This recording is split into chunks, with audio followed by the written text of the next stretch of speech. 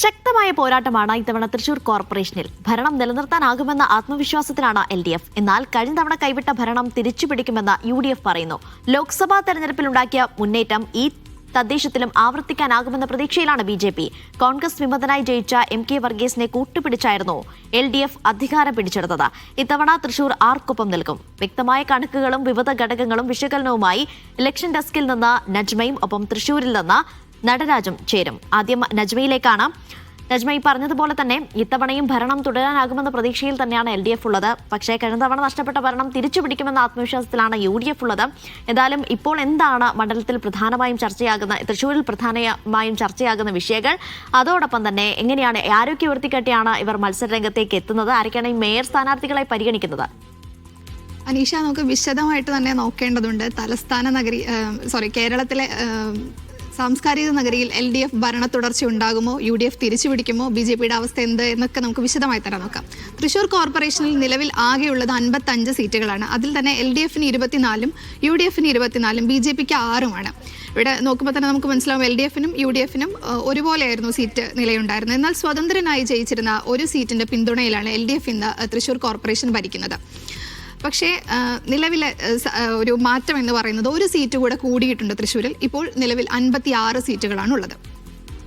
ഇനി അടുത്തത് ആരാകും തൃശ്ശൂരിലെ മേയർ എന്നുള്ളതാണ്. അതിലേക്ക് വരുമ്പോൾ തൃശ്ശൂരിൽ UDFന്റെ സാധ്യതാ പട്ടികയിൽ ലാലി ജെയിംസ് ആണ്. കാര്യാട്ടുകരയിലെ കൗൺസിലറായിരുന്നു, 3 തവണ ജനപ്രതിനിധിയായിരുന്നു എന്നുള്ളൊരു സാധ്യത കൂടി അവർക്കുണ്ട്. രണ്ടാമതായി സാധ്യത പട്ടികയിലുള്ളയാൾ സുബി ബാബുവാണ്. മുൻ ഡെപ്യൂട്ടി മേയറായിരുന്നു. ഗാന്ധിനഗറിൽ നിന്നാണ് സ്ഥാനാർത്ഥിയായിട്ട് മത്സരിക്കുന്നത്. ഇനി അടുത്തതിലേക്ക് പോകുമ്പോൾ LDFന്റെ സാധ്യതാ പട്ടികയിൽ, മേയർ സാധ്യതാ പട്ടികയിലുള്ളത് അജിത ജയരാജനാണ്. മുൻ മേയറാണ്. കൊക്കാലയിൽ നിന്ന് സ്ഥാനാർത്ഥിയായിട്ട് മത്സരിക്കുന്നു. അടുത്തത് ലിസി ജോയാണ്. എഴുത്തുകാരിയാണ്, നോവലിസ്റ്റാണ്. ലാലൂരിലാണ് മത്സരിക്കുന്നത്. ഇനി എന്തെല്ലാമാണ് LDF ഉയർത്തുന്ന വികസന നേട്ടങ്ങൾ ഭരണ തുടർച്ചയ്ക്കായിട്ടുള്ളത് എന്ന് നോക്കുമ്പോൾ IM വിജയൻ അന്താരാഷ്ട്ര ഇൻഡോർ സ്റ്റേഡിയം എന്നുള്ളത് LDFന്റെ ഒരു വികസന നേട്ടമായിട്ട് മുന്നോട്ട് വയ്ക്കുന്നു. തൃശ്ശൂർ നഗരത്തിലെ ആകാശപാത, ശക്തൻ സ്റ്റാൻഡിലെ ആകാശപാതയും അവരുടെ ഒരു വികസന നേട്ടമായിട്ട് LDF മുന്നോട്ട് വയ്ക്കുന്നുണ്ട്. മറ്റൊന്ന് BMBC നിലവാരത്തിലുള്ള റോഡുകൾ അവരുടെ ഒരു നേട്ടമായിട്ട് കാണുന്നു.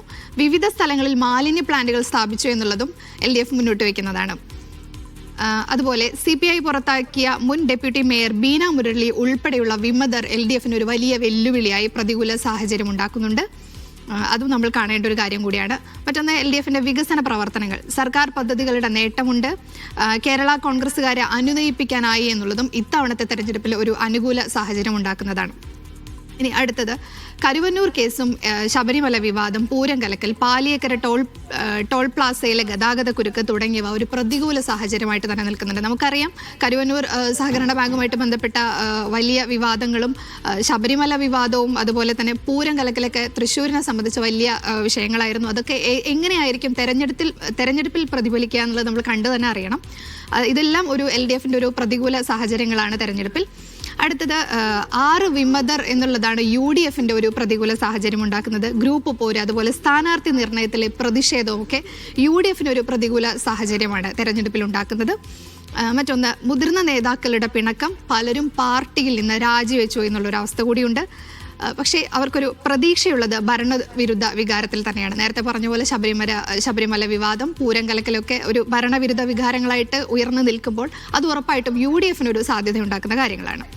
ഇനി അടുത്തത് കഴിഞ്ഞ തവണത്തേക്കാൾ നില മെച്ചപ്പെടുത്താനുള്ള ശ്രമം BJPയുടെ ഭാഗത്തുനിന്നുണ്ട് എന്നുള്ളതാണ്.